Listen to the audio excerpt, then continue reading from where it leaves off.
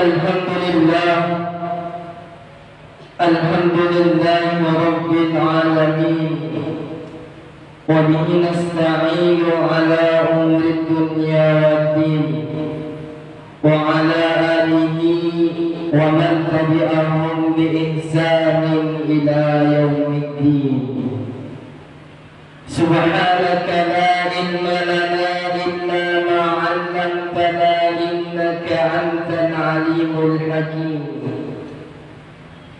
Asyhadu an la ilaha illallah wahdahu la syarika lah wa asyhadu anna Muhammadan abduhu wa rasuluhu la nabiyya ba'dahu. Allahumma shalli wa sallim wa barik ala sayyidina Muhammad wa ala ali sayyidina Muhammad. Ya ayyuhal hadirun, usikum wa nafsi bittaqwallah faqad fazal muttaqun. Qala Allah ta'ala fil Qur'anil Karim, a'udzu billahi minasy syaithanir rajim. Bismillahirrahmanirrahim. Ya ayyuhalladzina amanu taqullaha haqqa tuqatih wa la tamutunna illa wa antum muslimun. Wa fi suratil ukhra, a'udzu billahi minasy syaithanir rajim. Bismillahirrahmanirrahim. Ya ayyuhalladzina amanu ista'inu bis-sabri was-salah innallaha ma'as-sabirin. Shadaqallahul azim. Kaum muslimin, sidang jamaah Jumat yang dimuliakan oleh Allah Subhanahu wa taala, kembali kita bersyukur kepada Allah dengan mengucapkan alhamdulillahi rabbil alamin. Atas berkat limpahan rahmat dan karunia-Nya lah kita masih diberikan begitu banyak nikmat, yang mana saudara-saudara kita pada hari ini tidak diberikan dan tidak dititipkan nikmat tersebut. Alhamdulillah, Allah masih menitipkan kita 3 nikmat. Nikmat yang pertama yaitu Allah masih menitipkan nikmat umur yang panjang, sehingga dengan umur itulah kita masih bisa untuk menunaikan salat di hadapan Allah Subhanahu wa taala. Nikmat yang kedua yaitu nikmat kesehatan. Dengan nikmat kesehatan itulah kita masih bisa melangkahkan kaki dan menggerakkan tangan kita, sehingga kita sampai ke masjid yang kita cintai ini. Banyak saudara-saudara kita di luar sana umurnya panjang tetapi tidak dititipkan oleh Allah nikmat kesehatan. Ketika muazin berkumandang hayya 'alas shalah, saya terdengar dari jendela rumah sakit menetes air matanya. Tangan tak bisa lagi digerakkan, kaki tak bisa lagi dilangkahkan, terkena stroke dia, tak bisa dia melangkahkan kaki di masjid ini. Alhamdulillah, Allah masih menitipkan kesehatan kepada kita. Dan nikmat yang ketiga yang masih diberikan oleh Allah kepada kita yaitu nikmat iman. Dengan nikmat iman inilah kita mampu melawan hawa nafsu kita, kita mampu melawan rasa kantuk kita untuk mengerjakan kewajiban kita selaku laki-laki, mengerjakan sholat fardu Jumat yang bentar lagi kita laksanakan. Allah Subhanahu wa ta'ala telah berjanji kepada hamba-hambanya, apabila hambanya mau bersyukur terhadap nikmat yang telah diberikan olehnya, maka Allah akan tambah nikmatnya. La in syakartum la azidannakum Wala in kafartum inna adzabi lasyadid. Sesungguhnya apabila kamu bersyukur terhadap nikmatku, kata Allah, maka akan kutambah. Dan apabila kamu kufur terhadap nikmatku, maka ingatlah azabku sangatlah pedih. Mudah-mudahan kita tergolong hamba-hamba Allah yang senantiasa bersyukur terhadap nikmatnya, dan kita tidak termasuk golongan hamba-hamba Allah yang senantiasa kufur terhadap nikmat yang diberikan oleh Allah Subhanahu wa taala. Salat serta salam tak lupa pula kita sampaikan kepada Nabi besar Muhammad sallallahu alaihi wasallam dengan mengucapkan Allahumma shalli ala sayyidina Muhammad wa ala ali sayyidina Muhammad. Mudah-mudahan dengan selalunya kita berselawat kepada Rasul, mudah-mudahan kita diberikan syafaat yaumil mahsyar kelak. Amin ya rabbal alamin. Lalu kita ketahui bersama saudaraku, anak dan istri yang kita cintai tak bisa menolong kita. Teman-teman kita, tetangga kita, sahabat kita tak bisa menolong kita. Tetapi Rasulullah lah satu-satunya orang yang bisa memberikan kita syafaat yaumil mahsyar. Maka dari itu, marilah kita memperbanyak berselawat kepada Rasulullah SAW. Kaum muslimin, sidang jamaah Jumat yang dimuliakan oleh Allah Subhanahu wa taala.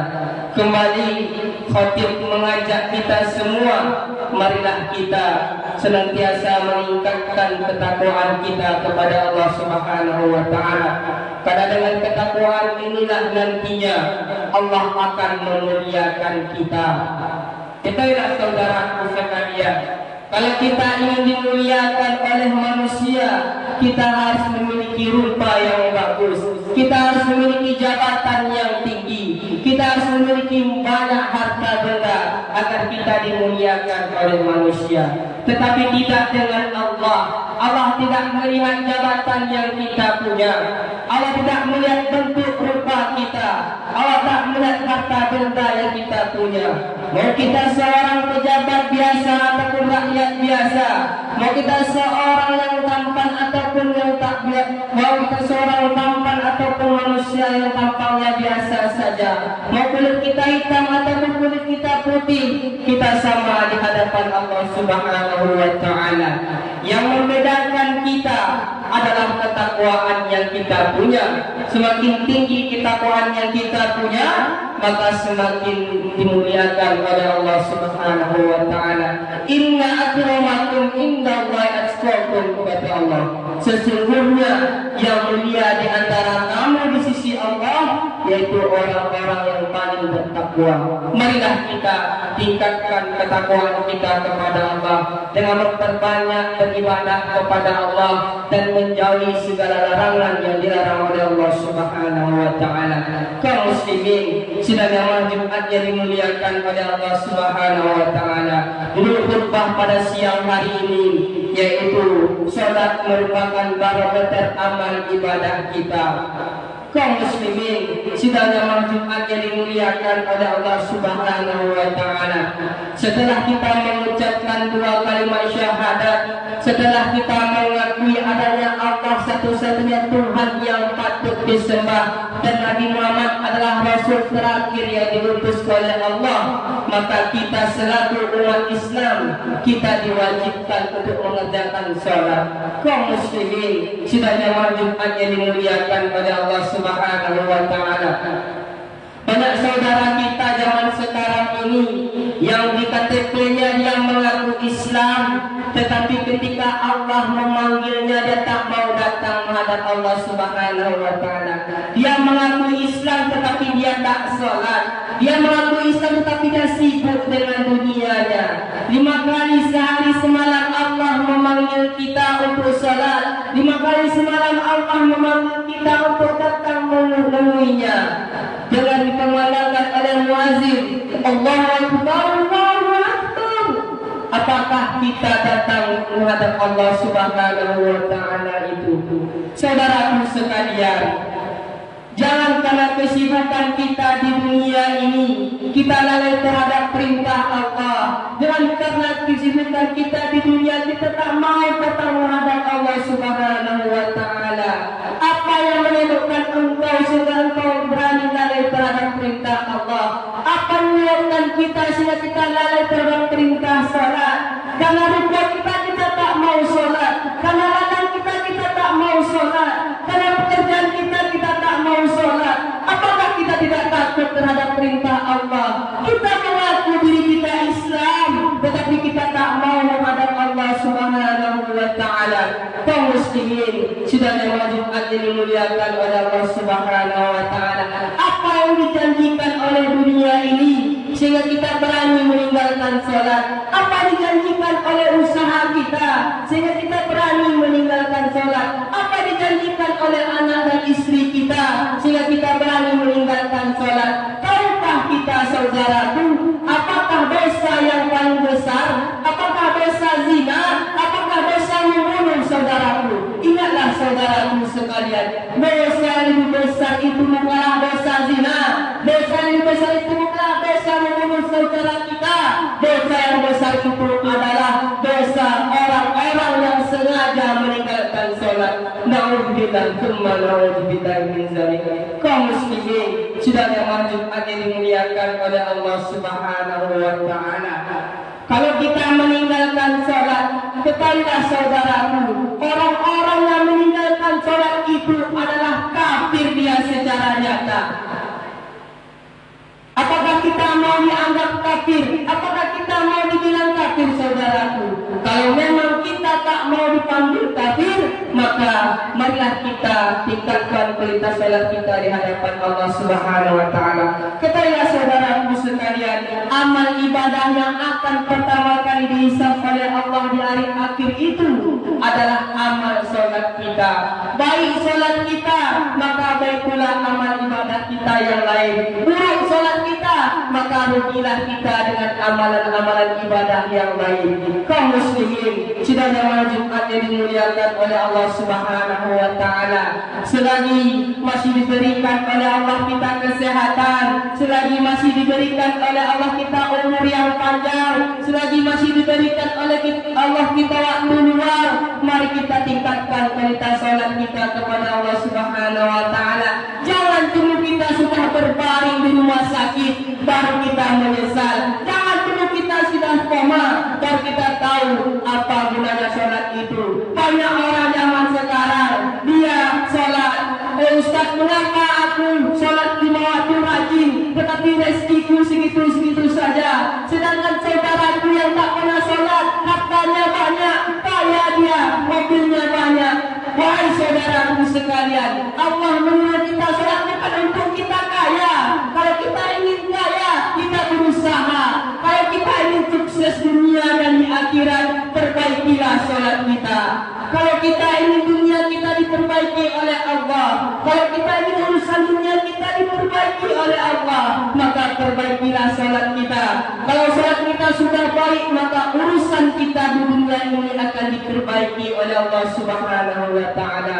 Kaum muslimin, sidang jamaah Jumat yang dimuliakan oleh Allah Subhanahu wa Ta'ala, camkan dalam diri kita, aku ini seorang Islam, masa aku tidak sholat? Aku ini Islam, aku diwajibkan untuk sholat di hadapan Allah Subhanahu wa Ta'ala.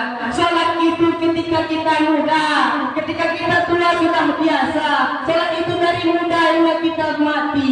Jangan tunggu mati dulu kita mau sholat. Kapan kita akan sholat? Ketika kita sudah dipanggil oleh Allah. Saf kita tidak di depan lagi, tetapi saf kita berada di depan imam. Jangan tunggu kita mati, jangan tunggu kita sudah berbalut kain putih yang 5 lapis, berbalut kain putih yang 3 lapis, baru mau kita datang ke masjid ini.